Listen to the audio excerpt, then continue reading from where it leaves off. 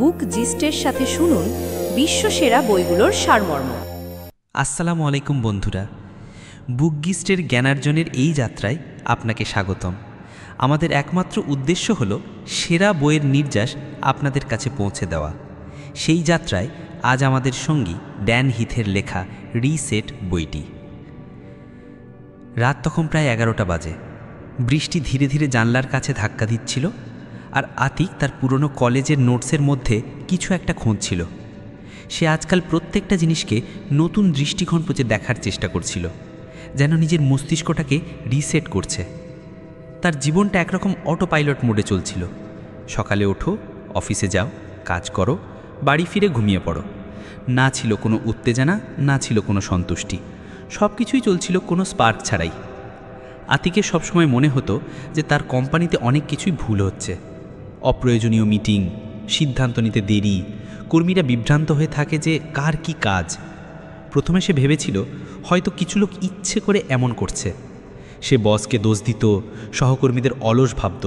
কিন্তু একদিন তার হাতে একটা বই এলো, রিসেট। বইটার প্রথম লাইনটাই তার চিন্তাভাবনা বদলে দিল। অনেক সিস্টেম খারাপ উদ্দেশ্যের কারণে ভাঙে না, বরং ডিজাইনের এমন কিছু ত্রুটির কারণে ভেঙে পড়ে যা শুধু অভ্যাসের বশে টিকে থাকে। সে বইটা বন্ধ করে একটা গভীর শ্বাস নিল।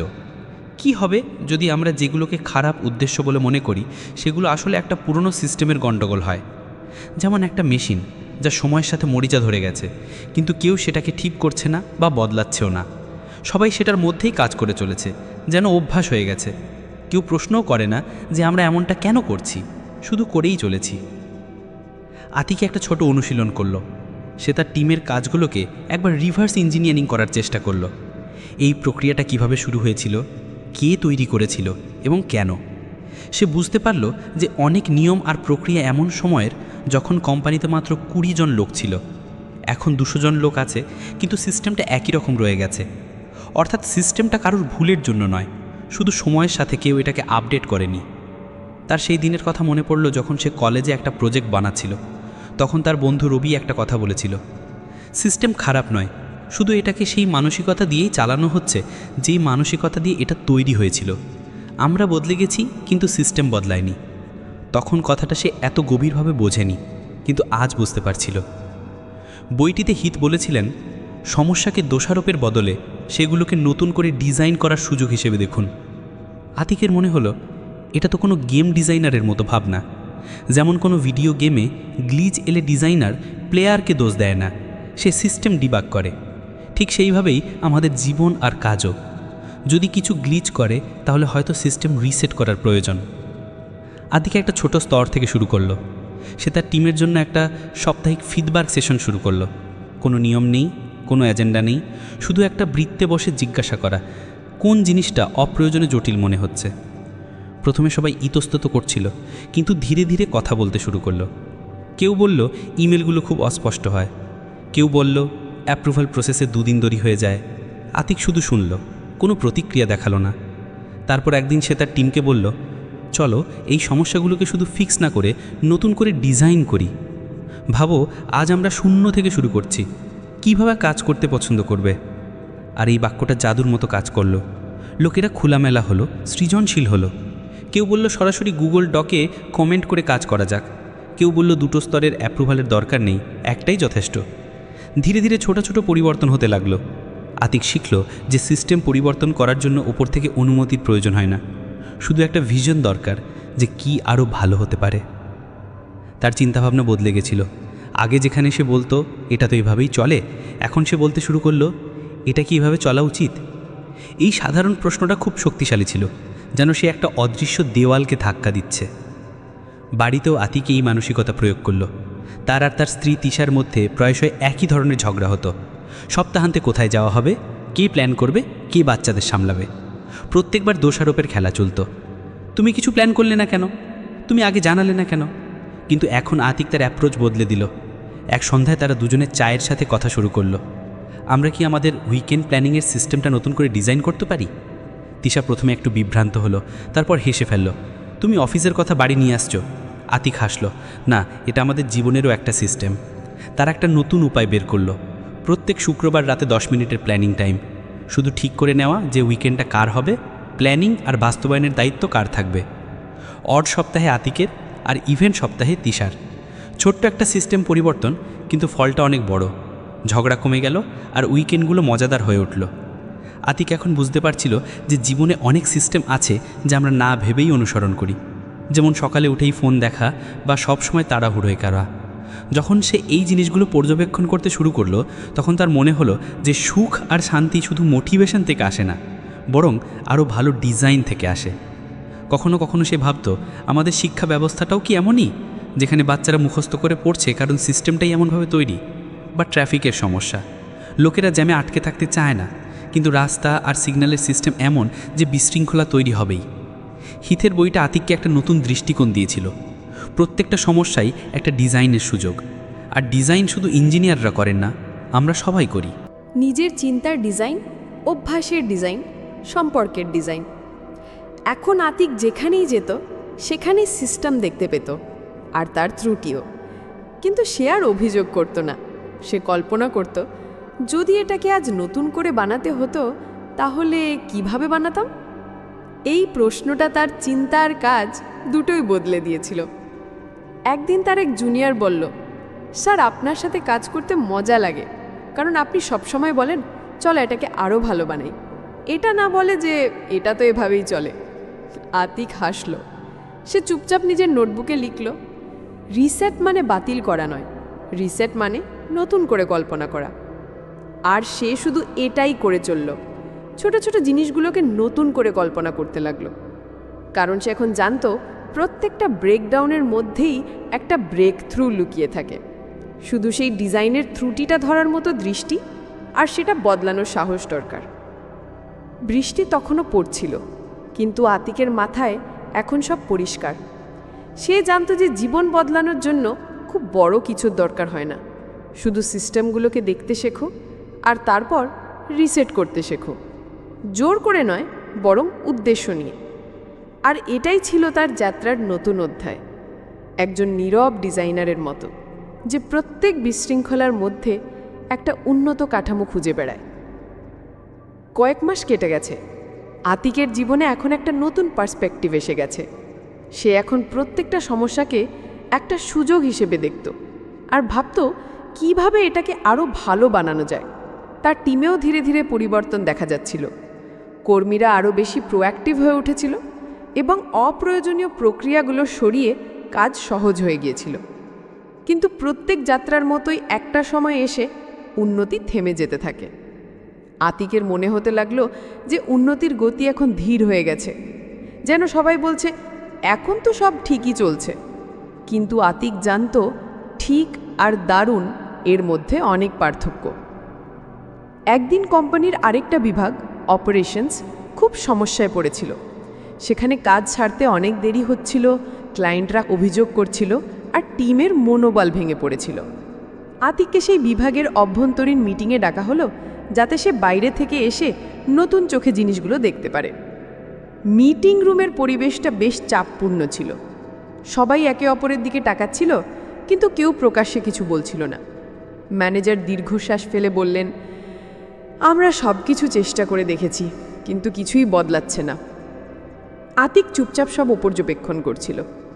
সেই রাতে সে বাড়ি এসে চিন্তায় পড়ে গেল, সত্যি কি ওরা সব চেষ্টা করেছে, নাকি ওরা শুধু সেই জিনিসগুলোর ওপর ফোকাস করছে যেগুলো খারাপ। তার রিসেট বইয়ের দ্বিতীয় কনসেপ্টটা মনে পড়ল, ব্রাইট স্পটস, অর্থাৎ এমন জায়গা বা পরিস্থিতির ওপর ফোকাস করা যা ইতিমধ্যেই একটি ত্রুটিপূর্ণ সিস্টেমের মধ্যেও কাজ করছে। এটা একটা শক্তিশালী ধারণা ছিল, শুধু সমস্যা সমাধান না করে যা ইতিমধ্যেই কাজ করছে তা খুঁজে বের করা এবং তার উপর ভিত্তি করে নতুন কিছু তৈরি করা। পরের দিন আতিক আবার অপারেশনস টিমের কাছে গেল। সে একটা সহজ প্রশ্ন করল, এমন কি কোনো উদাহরণ আছে যেখানে কোনো কাজ খুব মসৃণভাবে হয়েছে, কোনো এমন প্রজেক্ট যেটা সময় মতো শেষ হয়েছে কোনো সমস্যা ছাড়াই? প্রথমে নীরবতা, তারপর নীতি নামের একজন জুনিয়র কর্মচারী হাত তুলল। স্যার, 2 মাস আগে একজন ক্লায়েন্টের জরুরি অনুরোধ এসেছিল। সবাই মিলে রাত পর্যন্ত কাজ করে পরের দিন ডেলিভারি দিয়েছিলাম। ক্লায়েন্ট ইমেলে প্রশংসাও করেছিল।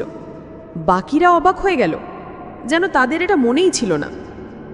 আতিক আগ্রহ দেখালো, তাহলে সেই প্রজেক্টে আলাদা কি ছিল? নীতি বলল, সবাই প্রথম দিনই পরিষ্কারভাবে দায়িত্ব ভাগ করে নিয়েছিল যে কে কি করবে। আর আমরা একটা কমন গ্রুপ তৈরি করেছিলাম, যেখানে প্রতি 4 ঘন্টায় আপডেট দেওয়া হতো, কোনো বিভ্রান্তি ছিল না। আতিক বোর্ডে সেই প্রক্রিয়াটা আঁকল, তারপর বলল, বন্ধুরা, এটাই একটা ব্রাইট স্পট।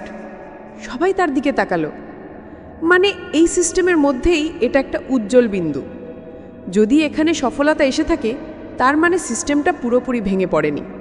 আমাদের শুধু দেখতে হবে যে এই সফল প্যাটার্নটা কিভাবে আবার প্রয়োগ করা যায়। তারা সেই সফল প্রজেক্টটার গভীরে গিয়ে বিশ্লেষণ করল, কি কি পদক্ষেপ নেওয়া হয়েছিল, কি কি এড়ানো হয়েছিল, কিভাবে যোগাযোগ স্পষ্ট ছিল, আর কিভাবে জবাবদিহিতা বজায় রাখা হয়েছিল। ধীরে ধীরে আতিক সবাইকে যুক্ত করে একটা নতুন মাইক্রো প্রসেস ডিজাইন করল, যা ওই ব্রাইট স্পট থেকেই অনুপ্রাণিত ছিল। এখন যে কাজটা আগে এলোমেলোভাবে দেওয়া হতো, সেটা একটা মিনি টাস্ক বোর্ড থেকে হতো, যেখানে সবার দায়িত্ব পরিষ্কার ছিল। প্রত্যেক প্রজেক্টের জন্য একজন পয়েন্ট পারসন থাকতো এবং প্রতি 4 ঘন্টায় একটা ছোট চেক ইন সিস্টেম তৈরি করা হলো। প্রথমে লোকেদের এটা অতিরিক্ত কাজ মনে হয়েছিল, কিন্তু 1 সপ্তাহের মধ্যেই সবাই লক্ষ্য করল যে বিশৃঙ্খলা কমে গেছে।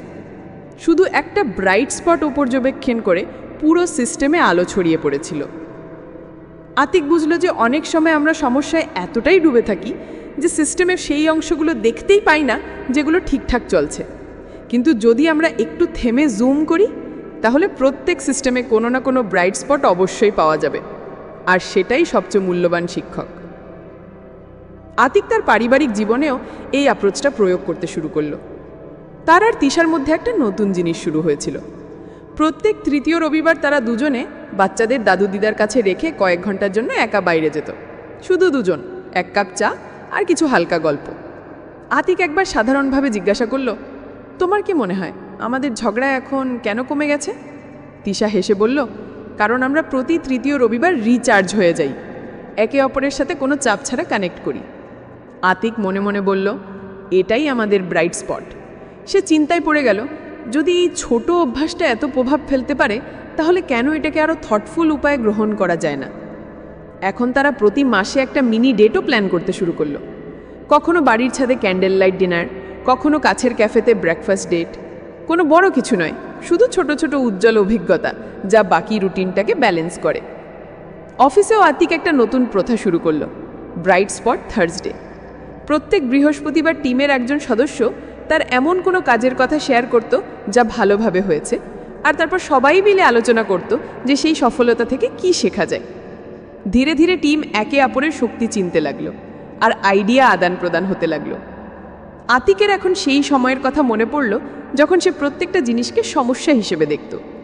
কিন্তু এখন সে জানত যে সমস্যার চেয়েও বড় জিনিস হলো সফলতার প্যাটার্ন খুঁজে বের করা। যদি কোনো একজন ব্যক্তি একটি সিস্টেমে ভালো পারফর্ম করে, তাহলে হয়তো সে এমন কিছু আলাদা করছে যা সবাই শিখতে পারে। একবার তার সামনে একটা বড় চ্যালেঞ্জ এলো, একটা ক্রস ডিপার্টমেন্ট প্রজেক্ট যা 3 বার ব্যর্থ হয়েছে, আর এখন সেটা তাকে সামলাতে হবে। সবাই বলছিল এটা একটা জগা খিচুড়ি, কেউ কিছু করতে পারবে না। কিন্তু আতিক সেই একই স্ট্র্যাটেজি প্রয়োগ করলো। সে প্রথমে ওই 3টে ব্যর্থতার পোস্টমর্টেম করলো না। সে জিজ্ঞাসা করলো, কখনো কি এমন কোনো প্রজেক্ট ঠিকঠাক হয়েছে, যতই ছোট হোক না কেন? একটা ছোট প্রজেক্ট পাওয়া গেল যেখানে মার্কেটিং আর টেক টিম মিলে একটা ইন্টারনাল ক্যাম্পেইন লঞ্চ করেছিল। সে 2টো বিভাগ থেকেই সেই টিমের সদস্যদের ডাকলো আর জিজ্ঞাসা করলো, আপনারা আলাদা কি করেছিলেন? তারা বলল, আমরা শুরুতেই প্রত্যাশাগুলো পরিষ্কার করে নিয়েছিলাম, আর সবচেয়ে জরুরি একটা হোয়াটসঅ্যাপ গ্রুপ বানিয়েছিলাম যেখানে শুধু ডিরেক্ট স্টেক হোল্ডার্সরা ছিল, কোনো অতিরিক্ত লোক ছিল না, কোনো বিভ্রান্তি ছিল না। আতিক সেই মডেলটাই এই বড় প্রজেক্টে প্রয়োগ করলো। সরলীকৃত স্টেক হোল্ডার তালিকা, নিয়মিত আপডেট এবং প্রত্যেকটা সিদ্ধান্তের জন্য ছোট অ্যাপ্রুভাল উইন্ডো। আর আশ্চর্যের বিষয়, প্রজেক্টটা শুধু সম্পূর্ণই হলো না, বরং ডেডলাইনের আগেও ডেলিভারি হয়ে গেল। এবার কেউ হাততালি দেয়নি, কোনো অ্যাওয়ার্ডও পায়নি, কিন্তু আতিক জানতো যে এই জয়টা ছোট ছিল না, এটা একটা সিস্টেমের জয় ছিল, একটা প্রমাণ যে সঠিক প্যাটার্নগুলো রিপিট করে আমরা যে কোনো ত্রুটিপূর্ণ প্রক্রিয়াকে উন্নত করতে পারি। এখন যখন কেউ আতিককে বলে সিস্টেমটাই খারাপ, তখন সে হাসে আর বলে, হ্যাঁ, কিন্তু ব্রাইট স্পটও আছে, চলো সেগুলো খুঁজি। আর এটাই তার মানসিকতা হয়ে গিয়েছিল, শুধু সমস্যার সমাধান করা নয়, বরং সেই ছোট জয়গুলো খুঁজে বের করা যা সিস্টেমের ভবিষ্যৎকে পথ দেখাতে পারে। আতিক এখন জানতো দুনিয়াটা পুরোপুরি ভুল নয়, প্রত্যেক বিভ্রান্তির মধ্যে কিছু স্বচ্ছতা লুকিয়ে থাকে। শুধু মনোযোগ দিতে হয়, সঠিক জায়গায় দেখতে হয়। প্রত্যেকটা লাইট বাল্ব একটা সুইচ দিয়ে জ্বলে, আর সেই সুইচটা অনেক সময় আমরা সেখানে পাই যেখানে আমরা সবচেয়ে কম আশা করি। শুধু দেখতে হবে যে আমরা অন্ধকারের ওপর ফোকাস করছি নাকি সেই ছোট ব্রাইট স্পটগুলোর ওপর যেগুলো আলো আনার পথ দেখাচ্ছে। আতিক এখন অফিসে একটা পরিচিত নাম হয়ে উঠেছিল। লোকেরা তাকে শুধু একজন ম্যানেজার হিসেবে নয়, একজন সিস্টেম থিঙ্কার হিসেবে দেখতে শুরু করেছিল। সে তার টিম, অন্য বিভাগ, এমনকি নিজের ব্যক্তিগত জীবনেও এমন কিছু ছোট কিন্তু অর্থপূর্ণ পরিবর্তন এনেছিল যা মানুষের চিন্তা ও কাজ করার পদ্ধতি বদলে দিচ্ছিল। কিন্তু আতিক জানতো যে প্রত্যেকটা স্তরে সিস্টেম ডিজাইন করা একটা কখনো শেষ না হওয়া যাত্রা। একদিন HR হেড আতিককে ডেকে বললেন, আমাদের সেলস টিমে ক্রমাগত কিছু কমপ্লায়েন্স ইস্যু দেখা যাচ্ছে। কর্মীরা প্রোডাক্ট পিচ করার সময় বাড়িয়ে কথা বলছে, কিছু অনৈতিক ছাড় দিচ্ছে। আমরা ইতিমধ্যেই 3 বার ট্রেনিং করিয়েছি এবং একটা নতুন রুল বুকও পাঠিয়েছি, কিন্তু তারপরেও আচরণ বদলাচ্ছে না। আতিক শান্তভাবে জিজ্ঞাসা করল, আপনারা কি চেক করেছেন যে এই ভুল কাজগুলো কেন হচ্ছে? HR হেড কাঁধ ঝাঁকিয়ে বললেন, হয়তো চাপের কারণে বা হয়তো নিয়মগুলোকে হালকাভাবে নিচ্ছে। আতিক চুপ করে রইল। সে অনুভব করলো যে এটা একটা ক্লাসিক কেস। যখন কোনো সিস্টেম কাজ করে না, তখন আমরা সহজাতভাবে কি করি? আরও নিয়ম যোগ করো, নজরদারি বাড়িয়ে দাও আর একটা ট্রেনিং করিয়ে দাও। কিন্তু রিসেট বইয়ের পরের অধ্যায়ে হিথ অন্য কথাই বলেছেন। শুধু নিয়ম দিয়ে সিস্টেম ঠিক হয় না, আমাদের এমন সিস্টেম ডিজাইন করা উচিত যেখানে সঠিক কাজটাই ডিফল্ট হয়ে যায়। আতিক ভাবল, এমন কি কোনো ডিজাইন সম্ভব যেখানে ভুল করার সুযোগ আপনা আপনি কমে যায়, যেখানে লোকেরা স্বাভাবিকভাবেই সঠিক দিকে এগিয়ে যায় কোনো জোর ছাড়াই? আতিক সেলস টিমের একজন জুনিয়রকে আলাদা করে ডাকলো, যার নাম বিজয়, একজন চুপচাপ সিনসিয়ার ছেলে। আতিক সাধারণভাবে জিজ্ঞাসা করল, তুমি কি কখনো কোনো ক্লায়েন্টকে ভুল প্রতিশ্রুতি দিয়েছ? বিজয় মাথা নাড়ল, না স্যার, আমি শুধু সেটাই বলি যা ব্রোশারে লেখা থাকে। কখনো কি কেউ তোমাকে জোর করেছে? আতিক জিজ্ঞাসা করল। না স্যার, তবে একবার একজন ক্লায়েন্ট ছাড়ের জন্য খুব চাপ দিচ্ছিল। আমি না করে দিয়েছিলাম কারণ আমি বুঝতে পারছিলাম না যে কোনটা অনুমোদিত আর কোনটা নয়, তাই নিরাপদ বিকল্প বেছে নিয়েছিলাম। আতিক উত্তর পেয়ে গেল। বিজয় ভুল করেনি কারণ সিস্টেমটা তাকে একটা স্বচ্ছ নিরাপদ ডিফল্ট দিয়েছিল। যখন সে অনিশ্চিত ছিল তখন সে সেটাই করেছিল যেটা নিরাপদ মনে হয়েছিল। এখন সে ভাবল, কেন পুরো সেলস প্রসেসটাকে এমনভাবে ডিজাইন করা যায় না যেখানে নৈতিক আচরণ করাটাই সবচেয়ে সহজ পথ হয়, যেখানে সিদ্ধান্ত নেওয়ার জন্য খুব বেশি ভাবতেই না পড়ে। সে 1 সপ্তাহ ধরে পর্যবেক্ষণ করতে লাগলো কিভাবে সেলস কল হয়, কি প্রেজেন্টেশন পাঠানো হয়, কিভাবে অ্যাপ্রুভাল নেওয়া হয়। আর সে অনেকগুলো ফ্রিকশন পয়েন্ট লক্ষ্য করলো, যেখানে বিভ্রান্তি ছিল, অস্পষ্টতা ছিল, আর এই অস্পষ্টতাই ভুল সিদ্ধান্তের সুযোগ তৈরি করত। সে একটা নতুন সিস্টেমের স্কেচ বানাতে শুরু করলো, একটা সেলস অ্যাসিস্ট টুল। এই টুলে প্রত্যেকটা প্রোডাক্টের জন্য নির্দিষ্ট পিচ লাইন ছিল, অনুমোদিত ডিসকাউন্ট স্ল্যাবগুলো অটোমেটেড ছিল। আর যদি কোনো সেলস পারসন একটা অস্বাভাবিক ডিল করতে চাইতো, তাহলে তাকে আগে একটা 2 স্তরের অ্যাপ্রুভাল নিতে হতো, যে একটু ধীর প্রক্রিয়া ছিল। কিন্তু সাধারণ নৈতিক ডিল মাত্র 2 ক্লিকে হয়ে যেত। এটা ঠিক হিথের কথার মতোই, এমন একটা সিস্টেম ডিজাইন করো যেখানে সঠিক কাজটা করাটাই সবচেয়ে সহজ পথ হয়ে দাঁড়ায়। আতিক সিস্টেমটা প্রয়োগ করার আগে টিমের সাথে আলোচনা করলো। কিছু লোক বলল, এখন তো আমাদের ম্যানুয়ালি কিছু ভাবতেই হবে না। আতিক হাসির সাথে বলল, একদম, এটাই তো পয়েন্ট। প্রথম সপ্তাহেই ফল আসতে শুরু হলো। যেখানে আগে 10টার মধ্যে 4টে ডিল প্রশ্নযুদ্ধ ছিল, এখন 20টা ডিলের মধ্যে একটাও অস্পষ্ট ছিল না। লোকেরা বলতে লাগলো, এখন আর ভুলের কোনো সুযোগই নেই। একদিন HR হেড আতিককে জিজ্ঞাসা করলেন, এই টুলটা কি নৈতিক আচরণ শেখায়?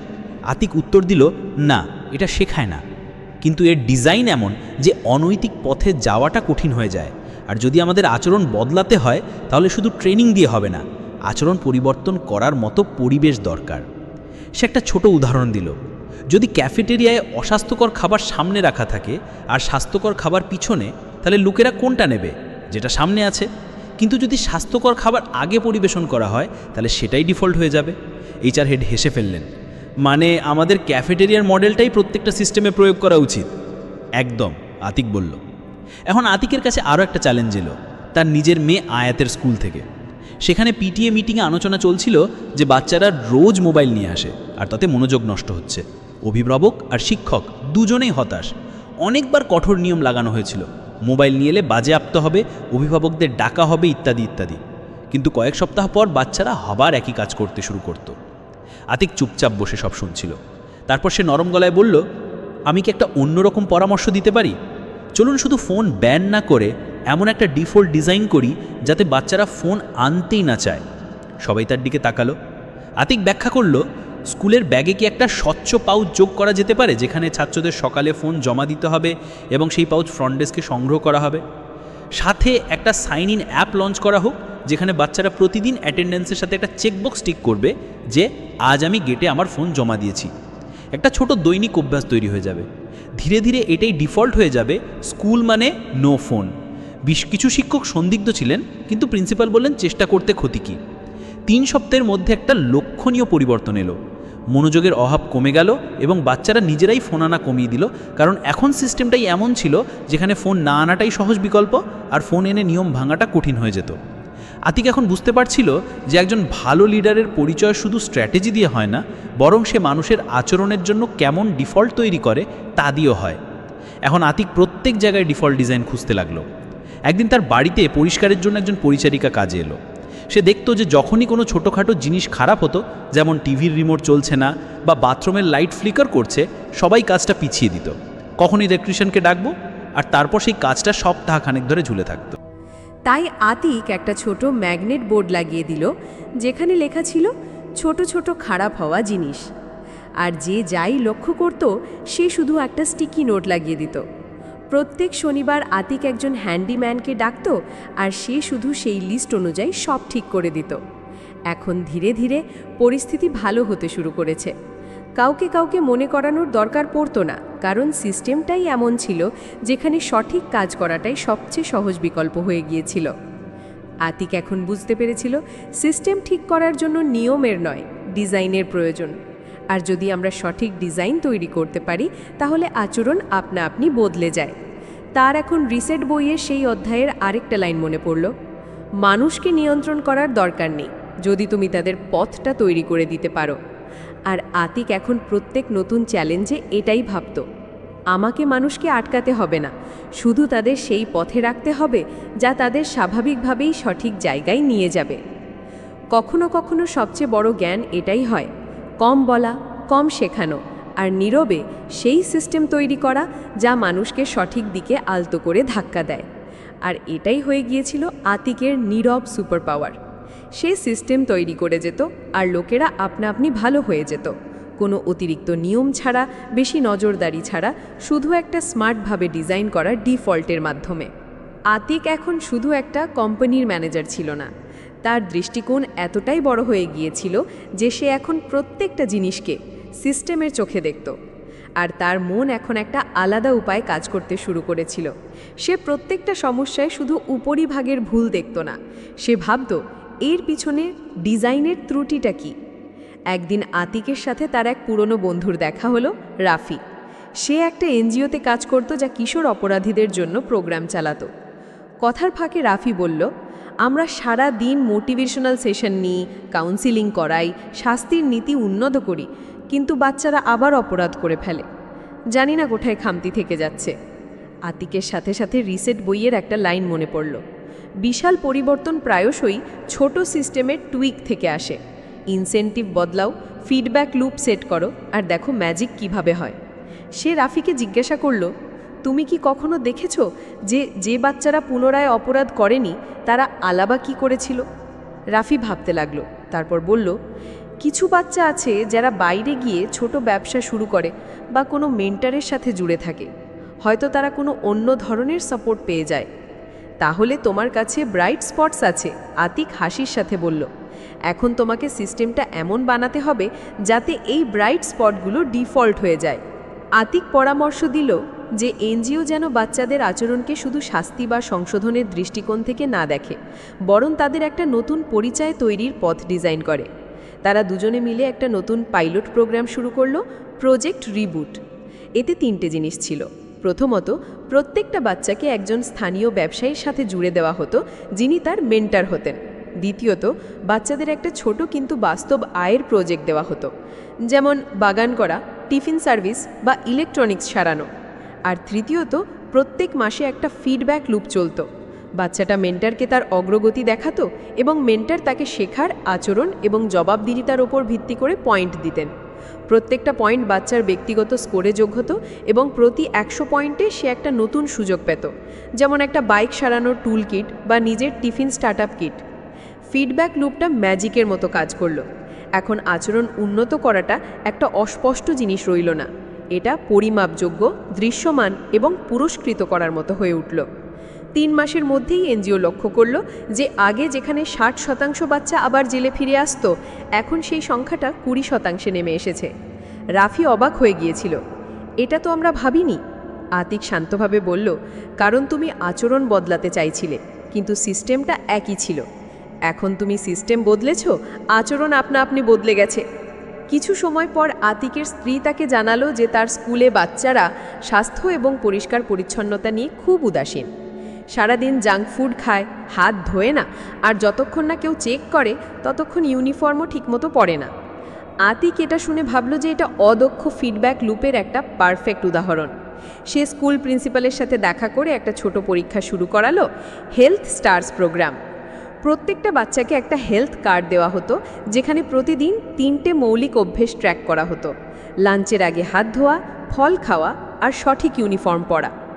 এই অভ্যেসগুলো বাচ্চাদের নিজেদেরই ট্র্যাক করতে হতো, আর শিক্ষকেরা শুধু সপ্তাহে একবার চেক করতেন।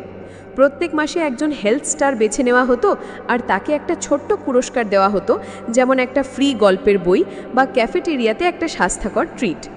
কিন্তু টুইস্ট হলো যে এই পুরস্কারটা বাচ্চারা ক্লাস সম্মিলিতভাবে অর্জন করত।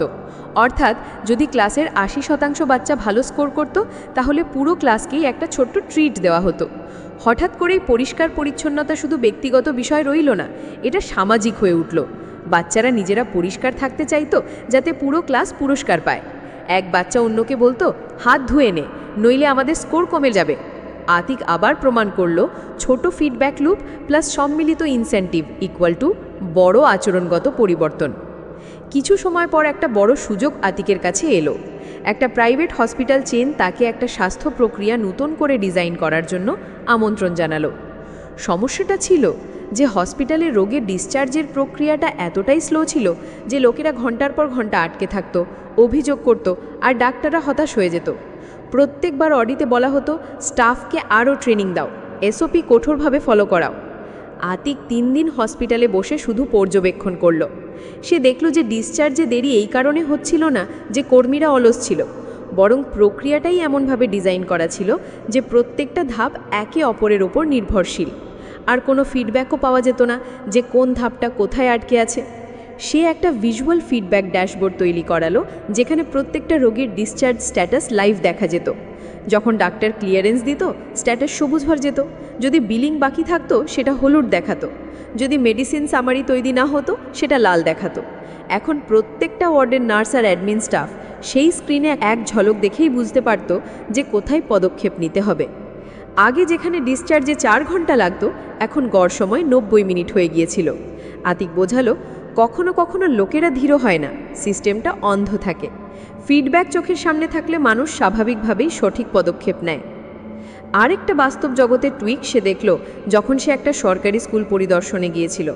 সেখানে বাচ্চাদের উপস্থিতি খুব কম ছিল।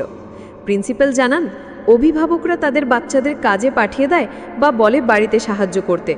আমরা বুঝিয়ে বুঝিয়ে ক্লান্ত হয়ে গেছি। আতিক জিজ্ঞেস করল, কখনো কি এমন কোনো বাচ্চা ছিল যার উপস্থিতি ধারাবাহিকভাবে ভালো ছিল? প্রিন্সিপাল বললেন, হ্যাঁ, পূজা, ও রোজ আসে। আতিক পূজাকে ডেকে নরম গলায় জিজ্ঞেস করল, তুমি রোজ স্কুলে কেন আসো? পূজা বলল, আমার ড্রয়িং ক্লাস খুব ভালো লাগে, আর আমি যদি মিস করি তাহলে ড্রয়িং দিদি আমাকে পরের সপ্তাহে ক্লাস করতে দেন না। ঠিক সেই কনসেপ্ট যা হিথ বলেন, ইনসেন্টিভ মানে সবসময় টাকা নয়, এর মানে হলো অর্থপূর্ণ কিছু। আতিক প্রিন্সিপালকে পরামর্শ দিলেও যে প্রত্যেকটা বিষয়ের জন্য একটা মিনি ক্লাব শুরু করা হোক, ড্রয়িং, রিডিং, সায়েন্স, ফান, আর তাতে সাপ্তাহিক অংশগ্রহণের নিয়ম বানানো হোক যে শুধু সেই বাচ্চাই যোগ দিতে পারবে যে সপ্তাহে অন্তত 4 দিন এসেছে। এখন বাচ্চাদের স্কুলে আসার কারণ শুধু পড়াশোনা ছিল না, তারা তাদের প্রিয় কার্যকলাপের জন্য স্কুলে আসতে শুরু করলো। উপস্থিতি বেড়ে গেল, শৃঙ্খলা উন্নত হলো, আর সামগ্রিক পরিবেশটাই বদলে গেল। আতিকের প্রত্যেক জায়গায় একই প্যাটার্ন চোখে পড়ত। যেখানেই পরিবর্তন দরকার সেখানে শুধু একটু প্রসেসকে নাড়াচাড়া করো, একটা ফিডব্যাক লুপ বা ইনসেন্টিভ নতুন করে ডিজাইন করে দাও। প্রত্যেকবার কোনো নতুন সিস্টেম দেখে সে শুধু নিজেকে একটা প্রশ্ন করত, এই ডিজাইনটা কি মানুষকে স্বাভাবিকভাবে ভালো আচরণের দিকে ঠেলে দেয়?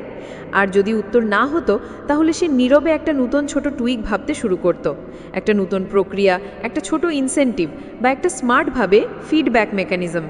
আতিক এখন বুঝতে পেরেছিল যে বিশাল পরিবর্তন আনার জন্য জোরালো ভাষণ, বড় নিয়ম বা ভয়ের ওপর ভিত্তি করে ট্রেনিংয়ের প্রয়োজন হয় না, শুধু কিছু থটফুলভাবে ডিজাইন করার নাজের প্রয়োজন। আর তার এখন হিথের বইয়ের সেই লাইনটা সবসময় মনে থাকত, সিস্টেমকে কাজ করার জন্য জোর করতে হয় না, তাদের সাবলীলভাবে চলার জন্য ডিজাইন করতে হয়। আর আতিক শুধু সেটাই করত, সিস্টেমগুলোকে সাবলীল করে তুলত, শান্তভাবে, চতুরতার সাথে এবং সম্পূর্ণভাবে। আতিক এখন অনেক সেক্টরে কাজ করে ফেলেছে, শিক্ষা, স্বাস্থ্যসেবা, এনজিও, কর্পোরেট। আর প্রত্যেকবার একটা কথাই সামনে আসতো যে বেশিরভাগ সিস্টেম উপরের স্তরের লোকেদের একইভাবে ডিজাইন করা হয়, কিন্তু যারা বাস্তবে মাঠে কাজ করে তাদের কথা কেউ শোনে না। কিন্তু এখন আতিক এই মানসিকতা বদলানোর মিশন নিয়েছিল। একদিন তার কাছে একটা নতুন অ্যাসাইনমেন্ট এলো, একটা সরকারি পরিবহন বিভাগে। সেখানে ক্রমাগত অভিযোগ আসছিল যে বাস দেরিতে চলে, টিকিট কালোবাজারে বিক্রি হয় এবং যাত্রীদের পরিষ্কার পরিচ্ছন্নতা থেকে শুরু করে নিরাপত্তা পর্যন্ত অনেক সমস্যা পোহাতে হয়। বিভাগের সিনিয়র অফিসাররা আতিককে ডেকে বললেন, আমরা সব নিয়ম কঠোর করেছি, জিপিএস লাগিয়েছি, কন্ডাক্টরদের ট্রেনিং দিয়েছি, কিন্তু তারপরেও অবস্থার উন্নতি হচ্ছে না। আতিক শুধু একটা কথা বলল, আপনারা কি কখনো ড্রাইভার বা কন্ডাক্টরদের জিজ্ঞাসা করেছেন যে সমস্যাটা কোথায়? একজন অফিসার হেসে বললেন, ওরা আর কি জানবে, ওরা তো শুধু নিজেদের ডিউটি করে।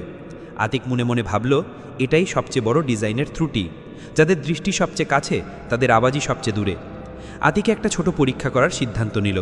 সে 10টা আলাদা ডিপো থেকে 20 জন কন্ডাক্টর আর ড্রাইভারকে ডাকলো এবং একটা সহজ প্রশ্ন করল, যদি আপনারা এই সিস্টেমটা নতুন করে ডিজাইন করতে পারতেন তাহলে কি বদলাতেন?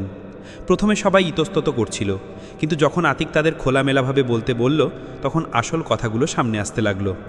একজন কন্ডাক্টর বলল, স্যার, আমাদের টাইম টেবিলটা এমনভাবে দেওয়া হয় যে আমাদের শিফট ওভারল্যাপ করে, চা খাওয়া বা ওয়াশরুমে যাওয়ার সময়ও পাই না, তাই আমরা কোনো জায়গায় বাস দাঁড় করিয়ে 10 মিনিটের ব্রেক নিই, যার জন্য দেরি হয়ে যায়।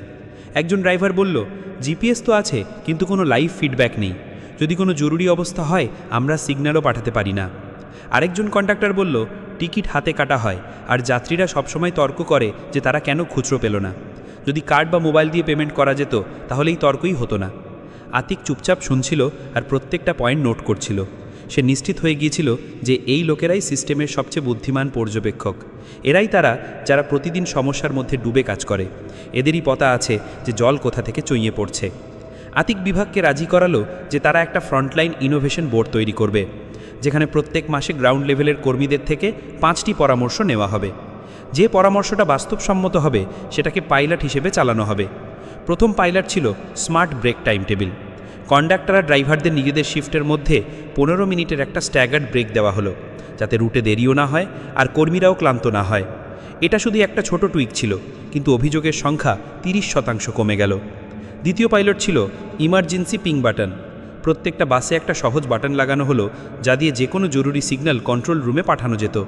এর ফলে অনেকবার ব্রেকডাউন বা মেডিকেল এমার্জেন্সি দ্রুত সামলানো সম্ভব হয়েছে। তৃতীয় পাইলট ছিল মোবাইল টিকিটিং অ্যাপ। একটা বেসিক অ্যাপ তৈরি করা হলো, যেখানে লোকেরা কিউআর স্ক্যান করে টিকিট কাটতে পারত। ক্যাশলেস সিস্টেম ধীরে ধীরে জনপ্রিয় হতে লাগলো। এর ফলে শুধু তর্কই কমলো না, টিকিট ফাঁকি দেওয়াও অনেকটা কমে গেল। আতিক দেখল যে যখন সিস্টেম ডিজাইন করা হয় সেই সব লোকেদের না জিজ্ঞাসা করে যারা প্রতিদিন তা ব্যবহার করে, তখন তা প্রায়শই ভাড়াবি হয়, উদ্দেশ্য যতই ভালো হোক না কেন।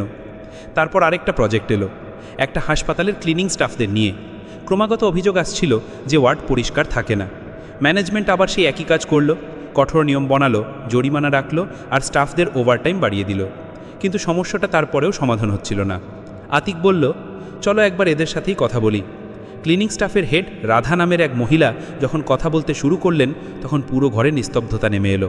তিনি বললেন, আমাদের কেমিক্যাল দেরিতে দেওয়া হয়, গ্লাভস তো 2 দিন ধরে পাই না, ওয়ার্ডে যখন ডাক্তাররা রাউন্ডে আসেন আমাদের থামিয়ে দেওয়া হয়, তাই আমাদের অপেক্ষা করতে হয়, কিন্তু অভিযোগটা আমাদের উপরই আসে। আতিক সঙ্গে সঙ্গে ব্যবস্থা নিল। ক্লিনিং সরঞ্জামের সাপ্লাই সুসংহত করা হলো, গ্লাভস আর মাস্কের একটা বাফার স্টক তৈরি করা হলো এবং ক্লিনিংয়ের সময় ডাক্তারদের সময়সূচির সাথে স্মার্টভাবে সমন্বয় করা হলো। রাধা আরেকটা কথা বললেন, যদি আমাদের রোগীদের ডিসচার্জের সময়টা আগে থেকে জানানো হয় তাহলে আমরা আগে থেকেই সেই ওয়ার্ডটা তৈরি করে রাখতে পারি। এই কথাটা সহজ ছিল, কিন্তু হাসপাতালের সিস্টেমে এমন কোনো প্রক্রিয়া ছিল না যা ক্লিনিং স্টাফদের ডিসচার্জের অ্যালার্ট দিত। আতিক আইটি টিমকে বলল যে ডিসচার্জ নোটিসের সাথে সাথে ক্লিনিং টিমকেও যেন একটা অটোমেটিক অ্যালার্ট পাঠানো হয়। এর ফলে ওয়ার্ড খালি হওয়ার সাথে সাথে ক্লিনিংয়ের কাজ শুরু হয়ে যেত, আর নতুন রোগীর জন্য বেড প্রস্তুত করতে সময় লাগতো অনেক কম। একটা ছোট্ট প্রযুক্তিগত পরিবর্তন পুরো প্রক্রিয়াটাকে মসৃণ করে দিল। আতিক এখন পুরোপুরি বুঝে গিয়েছিল যে সিস্টেমের আসল বিশেষজ্ঞরা তারা নয় যারা অফিসে বসে পরিকল্পনা করে, বরং তারা যারা প্রতিদিন সেই সিস্টেমের মধ্যে কাজ করে। তাদের কথা শোনা মানে অর্ধেক সমস্যার সমাধান করে ফেলা। এখন আতিক যেখানেই যেত, কর্পোরেট অফিস হোক বা সরকারি বিভাগ, স্কুল হোক বা হাসপাতাল, সে শুধু একটা জিনিসই খুঁজত, সেই নীরব গ্রন্থগুলো যাদের কাছে সমস্যার সমাধান লুকিয়ে আছে। সে আর বড় বড় নিয়ম বা কঠোর নীতির কথা ভাবত না। তার দর্শনটা খুব সহজ হয়ে গিয়েছিল। সিস্টেমটা যারা ব্যবহার করে তাদের জন্য ডিজাইন করো, তাদের কথা শুনে ডিজাইন করো। আতিকের যাত্রাটা একটা সাধারণ চাকরিজীবী থেকে শুরু হয়ে একজন সিস্টেম থিঙ্কারে এসে শেষ হয়েছিল। সে শিখেছিল যে দুনিয়া বদলানোর জন্য বিশাল ক্ষমতার প্রয়োজন হয় না, শুধু গভীর পর্যবেক্ষণ, সহানুভূতি আর ছোট ছোট পরিবর্তন করার সাহস দরকার। রিসেট বইটা তার কাছে শুধু একটা বই ছিল না, এটা ছিল একটা নতুন চশমা যা দিয়ে সে পৃথিবীর সমস্ত বিশৃঙ্খলা আর সমস্যার গভীরে থাকা ডিজাইনের সুযোগগুলোকে দেখতে পেত, আর সে নীরবে সেই ডিজাইনগুলোকেই উন্নত করে চলত।